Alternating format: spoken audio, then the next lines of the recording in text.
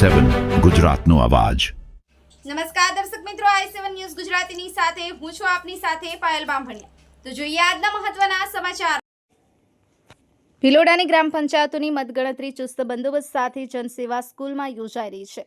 ભિલોડાની જનસેવા school ખાતે યોજાયેલી મતગણતરીમાં પરિણામો આવવાની શરૂઆત થઈ છે, ત્યારે ભિલોડાની ભવાનપુર ગ્રામ પંચાયતના મહિલા સરપંચ ફાલ્ગુનીબેન કનુભાઈ ડામોર 389 મતથી વિજેતા બન્યા છે, તથા તાલુકાની રિંટોડા ગ્રામ પંચાયતમાં 7 વોર્ડ બિનહરીફ થતા 1 વોર્ડ અને સરપંચ માટેની મતગણતરી યોજાઈ હતી, જેમાં મહિલા સરપંચ હંસાબેન કાંતિલાલ હોથા વિજેતા બનતા ટેકેદારો અને વોર્ડ સભ્યોએ વિજયોત્સવ મનાવ્યો હતો।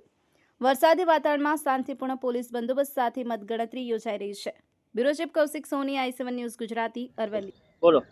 નમસ્કાર, હું ભવાનપુર ગામની વતની છું અને મારું નામ છે ડામોર ફાલ્ગુનીબેન કનુભાઈ અને મેં સરપંચની ઉમેદવારી કરી હતી। એમાં 389 વોટે મારી જીત થઈ છે।